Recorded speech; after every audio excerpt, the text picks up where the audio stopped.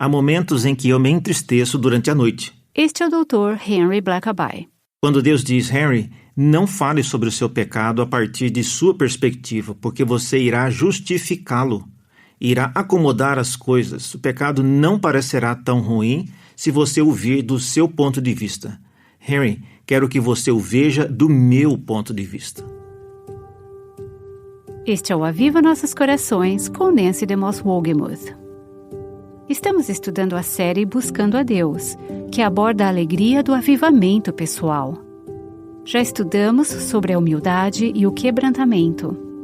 Depois, Nancy nos conduziu em uma discussão sobre a honestidade. E agora, Nancy está nos ajudando a compreender sobre o arrependimento.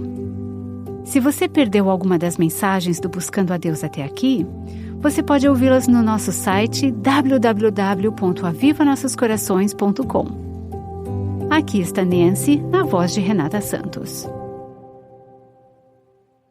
Eu estou suspeitando que nesse ponto do Buscando a Deus, provavelmente temos algumas ouvintes que pensam que esta seja uma série bem pesada. Quando é que nós vamos falar de algo mais refrescante, algo mais fácil de ouvir, do que toda essa conversa de humildade, quebrantamento, honestidade e arrependimento? Bom, na sequência desse estudo, falaremos sobre a maravilhosa e incrível graça de Deus. Mas você sabe que todo o conceito da graça de Deus é ainda mais rico e precioso para nós, quando vemos tendo como pano de fundo a nossa própria pecaminosidade e miséria. O coração que nunca enxergou a realidade de seu pecado e verdadeiramente se arrependeu desse pecado não pode experimentar completamente a plenitude da graça de Deus e desfrutar dela. Portanto, queremos compartilhar hoje a segunda metade de uma mensagem que foi pregada em 1995 por meu amigo Dr. Henry Blackaby. Ele falou a um grupo de cerca de 4.000 trabalhadores cristãos que estavam experimentando uma profunda obra do Espírito de Deus. Eles passaram por horas de confissão de pecados e o Dr. Blackaby os desafiou a ver seu pecado da maneira como Deus o vê. Oh Pai, como eu oro para que, ao ouvirmos estas palavras, o Senhor abra os nossos corações. Dá-nos corações ternos e responsivos. Concede-nos uma profunda e sincera contrição e quebrantamento sobre o nosso pecado.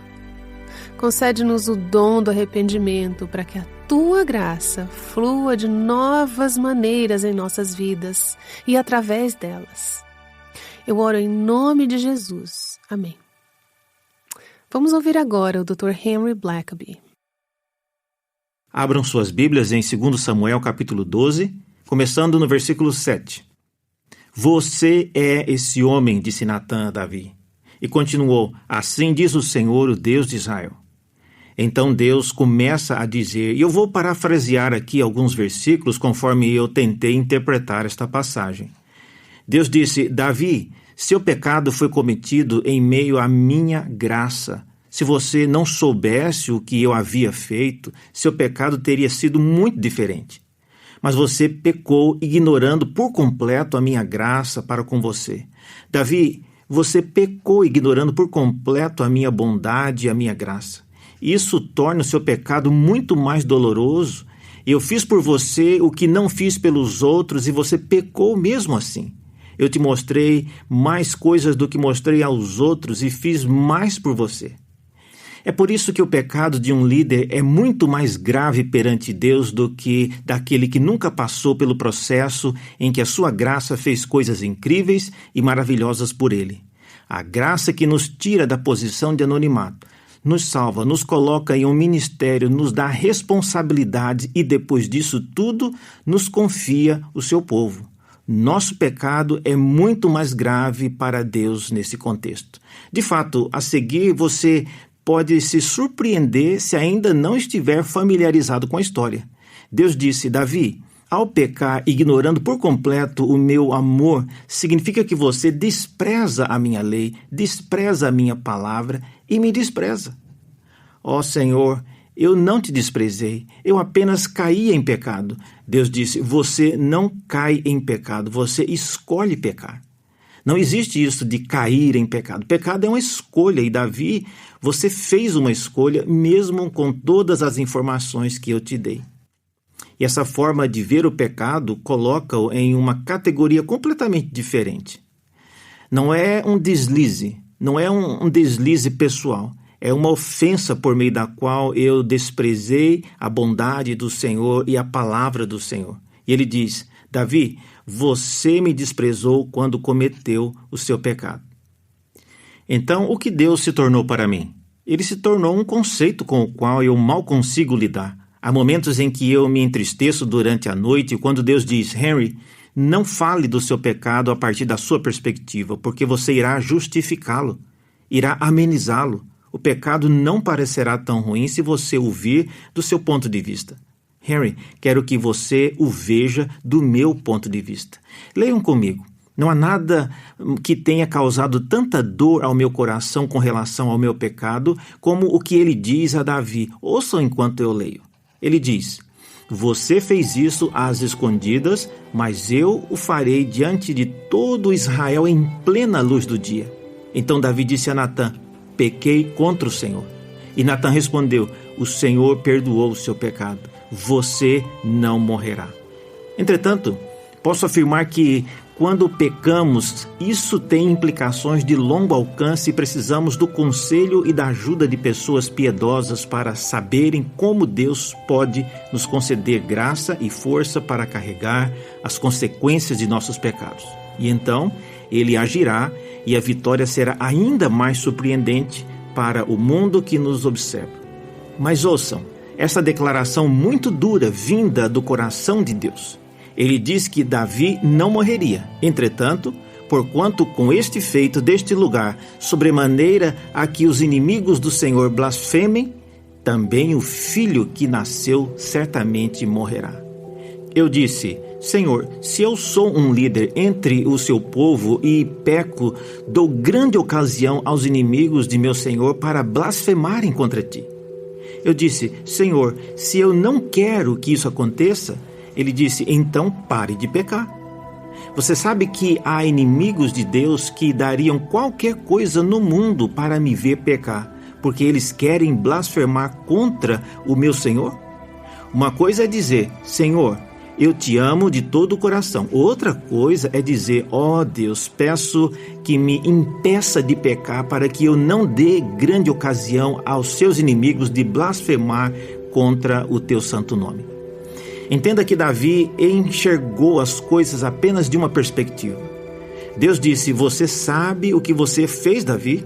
Meus inimigos estavam esperando para blasfemar contra o meu nome e você lhes deu a ocasião para fazê-lo. Por causa disso, Davi, aquele bebê não viverá.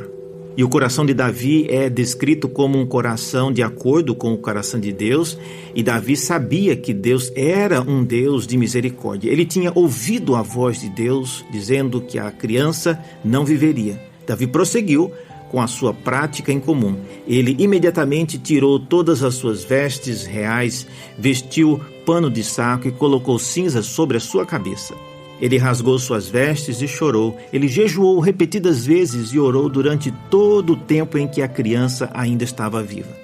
Depois que a criança morreu, vemos que os oficiais do palácio lhes disseram, Davi, enquanto a criança estava viva, você agiu de uma forma incomum de arrependimento e quebrantamento. Agora que a criança morreu, pensamos que você ficaria em luto profundo, mas agora você se desfez de tudo aquilo. Por que você fez isso, Davi? Ele disse, vou dizer por quê. Porque eu sei que meu Deus é cheio de misericórdia e eu pensei que, mesmo sabendo qual era o julgamento, quem sabe, meu Deus de misericórdia ouvisse meu choro e poupasse a criança. Agora que sei que a criança morreu, posso me levantar e servir ao meu Senhor. Entretanto, agora que ele disse, Davi, não fale mais sobre isso. Seu pecado é tão grave quanto eu lhe digo que é. Nunca dê menos importância ao pecado do que ele merece. Todo pecado é contra ti e contra ti somente, Senhor, e o meu pecado dá ocasião para que os teus inimigos blasfemem a respeito do teu filho e blasfemem a respeito do teu nome. Ó Senhor, dá-me uma ira santa pelo pecado. Traga um quebrantamento ao meu coração por causa do meu pecado. Quando li estas palavras nessa passagem, eu percebi que o Senhor estava fazendo e disse: ó Deus, o que eu fiz ao meu Senhor? O Senhor quer dizer que quando eu peco, isso tem implicações de longo alcance e seus propósitos através da minha vida, mas também sobre a dos inimigos de Deus. Ah, sim, ele disse, é grave assim. Henry, você não entende o que me custou perdoar o seu pecado. Você não deu importância a isso? O meu sacrifício não pode ser levado como algo sem importância. Estamos em um momento crucial e acredito que Deus está prestes a trazer o maior avivamento que o mundo já conheceu. Estou tão convencido de que estamos na vanguarda disso e o que estamos vivendo aqui é o convite de Deus, não apenas para iniciar o processo de avivamento, mas para completá-lo. Se Ele o convencer de seu pecado, saiba que esse é o primeiro passo do processo para lidar com o seu pecado. Esse é um processo ativo. Além de sermos convictos do pecado, é necessário que apliquemos a graça de Deus em nossas vidas. Precisamos do poder da ressurreição para nos manter afastados do pecado e precisamos que o Cristo que reina, reine em nós. Assim como Jesus tinha pessoas ao seu redor, Deus colocou pessoas ao nosso redor para nos ajudar a atravessar os tempos difíceis quando o fardo é pesado. Quando Jesus chegou ao fim de sua vida, ele se encontrou com 3 amigos e disse: preciso de vocês comigo agora, porque vou para a cruz onde Deus trará a redenção. Quanto mais nos aproximamos do momento em que Deus decidir avivar o seu povo, mais pesado o fardo se tornará e maior ainda será a necessidade de nos cercarmos de pessoas que também anseiam pelo avivamento e nos dirão: vamos nos retirar para aquele refúgio no topo da montanha para derramar nosso coração para o Senhor e descobrir o que Ele está prestes a fazer. Assim como Ele fez quando falou com Jesus no Monte da Transfiguração, derramando a sua grande libertação sobre todos os povos. Digo que nunca haverá um avivamento até que muitos de nós cheguem ao nosso Getsemane. Porém, esse não é o nosso desejo natural. Queremos que toda a dor seja removida e ao primeiro sinal de incômodo, reclamamos para Deus e dizemos: ó Deus, remova isso. Eu não quero isso. E Ele diz: então você não tem a utilidade para mim.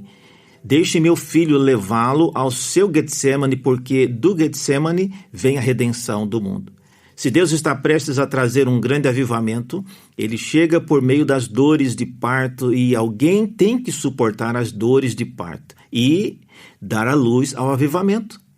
Temos a tendência de dizer: deixe-me celebrar o avivamento que está por vir. E Deus diz que não haverá avivamento. Não há nascimento até que se passe pelas dores do parto. Nenhum avivamento acontece a menos que alguém suporte as dores que o trazem à vida. Oro por vocês, líderes, para que o seu coração esteja ardendo pelo Senhor e pelo seu ministério e que, enquanto outros estiverem assistindo futebol, basquete ou vôlei, vocês estejam em seu pequeno refúgio clamando ao Senhor: ó Deus, seja exaltado neste ministério ou morrerei. Ó Deus, eles estão caminhando para a eternidade. Qual é a tua vontade para o meu ministério? O que eu não perca de vista, ó Deus, que eu permaneça aqui até que o Senhor me fale do êxodo, da grande libertação que o Senhor está prestes a trazer em meu ministério. Aqueles que pagam esse preço viverão para ver o poder de Deus ser conhecido e os infiéis e ateus clamarem a Deus pelo perdão dos seus pecados. E os blasfemos caírem de joelhos com os seus rostos em terra perante a incrível presença de um Deus santo. A história está cheia disso. Edwin Orr escreveu o livro de Campus Aflame, que se tornou quase que parte da minha vida quando li aquele livro. E ele disse: ó Deus, a tua bondade peço que intervenha em nossa nação e toques os nossos ministérios mais uma vez. Será que Deus orquestrou esta mesma hora para dizer: eu vim para os meus e os meus não me receberam, e para aqueles que creram em mim, eu lhes dei o poder e a autoridade de serem adotados como meus filhos. Trabalhei por meio deles e me fiz conhecido de uma ponta à outra da terra. Então venho simplesmente compartilhar com todo o meu coração que Deus nos tocou ontem e que Ele expôs o nosso pecado. Ele está dizendo agora que essa convicção de pecado continue até o arrependimento. Digo que o seu pecado só irá crescer, a menos que a confissão seja seguida de arrependimento. A confissão não é o arrependimento. A confissão é o primeiro passo para o arrependimento. Paulo diz que a tristeza piedosa leva ao arrependimento. É por isso que, quando alguém está sentindo uma tristeza piedosa por seu pecado, eu jamais confronto. Nunca confronto uma pessoa quando o Espírito de Deus está trazendo a convicção do pecado. Deixo que essa tristeza pelo pecado traga o arrependimento total e completo, porque é no arrependimento total que o perdão vem. Quando o perdão vem, vem a liberdade, a alegria e o poder no Senhor. Então dissemos juntos: Senhor, o Senhor me condenou por meu pecado. Eu o reconheci e confessei diante dos homens, mas conhecendo o meu coração, Senhor, faz com que ele tenha a certeza de que aquilo que o Senhor começou frutificará plenamente em minha vida e que o fruto de meu arrependimento será o perdão absoluto e a purificação. Então o fruto de tua presença será conhecido e visto por todos os homens. Acredito que precisamos ajudar uns aos outros.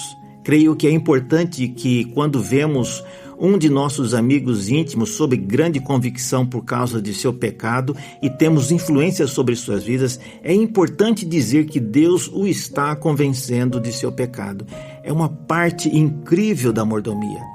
O que você faria? Só iria confortá-lo e dizer que está tudo bem? Ou você diria: vou ficar com você até que você sinta a agonia total que vem do trono de Deus e ouça de Deus, não de mim, mas de Deus: seus pecados estão perdoados. Levante-se e me sirva. Então eu ficarei com você até que você saiba que a vitória foi conquistada. Não posso conquistar a vitória por você, mas posso trazer o que Jesus pediu aos seus amigos. Fiquem aqui, vigiem comigo e ore para que Deus possa trazer a vitória em mim e através de mim, para que o mundo venha a me conhecer. Nós precisamos uns dos outros, precisamos desesperadamente uns dos outros. Penso que a grande arma de Satanás é nos isolar e nos fazer servir a todos por nossa conta. Vamos derrotá-lo e dizer que não vamos deixar nosso irmão andar sozinho. Não deixaremos nossa querida irmã que está tentando servir ao Senhor. Não deixaremos caminhar sozinho. Não vamos deixá-la passar pelo turbilhão de seu desejo de ser totalmente serva de Deus e fazer tudo sozinha. Nós caminharemos com ela. Hebreus 10, 26 e os versículos seguintes dizem: se continuarmos a pecar deliberadamente, depois de ter recebido o conhecimento da verdade, já não há sacrifício que cubra esses pecados. Há somente a assustadora expectativa do julgamento de Deus. Então, ele continua a dizer como Deus olha para o cristão e que continua a pecar. Deus diz que um cristão que conhece a verdade e continua a pecar, ele está insultando seu filho.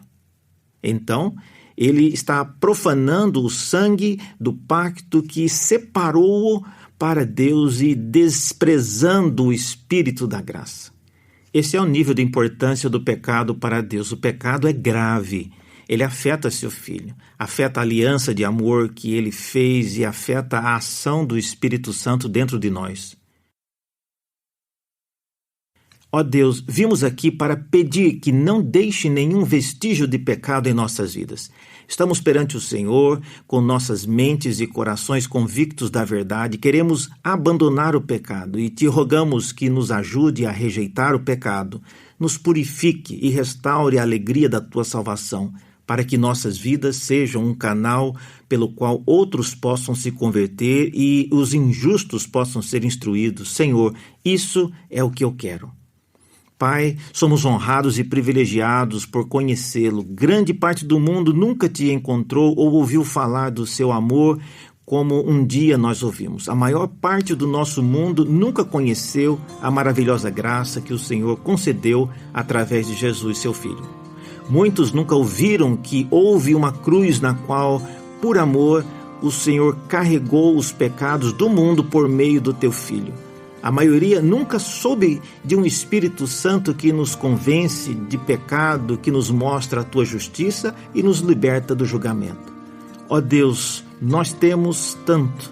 Agora, Senhor, tendo como base a tua graça e a tua bondade, a cruz e a ressurreição, teu reino, sempre intercedendo por nós e mesmo o Espírito de Pentecostes para nos capacitar, Senhor, tendo tudo isso como nossa base, nós reconhecemos o nosso pecado e pedimos perdão e clamamos por restauração para que possamos ser o teu povo nesses dias maravilhosos. Em nome de Jesus. Sou muito grata pelo ministério do Dr. Henry Blackaby e como ele nos chamou a abraçar, em um nível mais profundo, o verdadeiro arrependimento sobre nossos pecados. Creio que o seu coração foi desafiado, assim como o meu, a dizer: Senhor, não deixe nenhum remanescente do pecado em minha vida. Essa oração é o que abrirá a porta em nossas vidas para a misericórdia e a graça de Jesus Cristo. É assim que experimentaremos o poder de seu sangue purificador em nossas vidas, e então poderemos experimentar a plenitude de seu Espírito Santo em nós. Quando o povo de Deus começar a demonstrar o significado do verdadeiro arrependimento, acredito que o impacto sobre o mundo perdido ao nosso redor será enorme. Que palavra tão encorajadora de Nancy e Dr. Blackaby. E para mais encorajamento, você planeja participar da 9ª Conferência True Woman 22, organizada pelo Ministério Revival Hearts? Acontecerá de 22 a 24 de setembro em Indianápolis, nos Estados Unidos. E este evento de 3 dias será todo centrado no tema O Céu Reina. Junte-se a Nancy, Mary Cassian, Kay Arthur, Chris Brooks e muitos outros enquanto você ancora seu coração na verdade de que Jesus é Rei. E claro, nossa querida Nancy também estará lá. Se você está pensando em se inscrever, acesse nosso site www.avivanossoscorações.com/eventos para todas as informações sobre o evento. No podcast da próxima semana, ouviremos sobre a diferença entre sentir-se triste por algo errado que você fez e arrepender-se genuinamente. Falaremos sobre isso no nosso próximo encontro com o Aviva Nossos Corações. Aviva Nossos Corações, com Nancy DeMoss Wogemuth, faz parte do Ministério Life Action.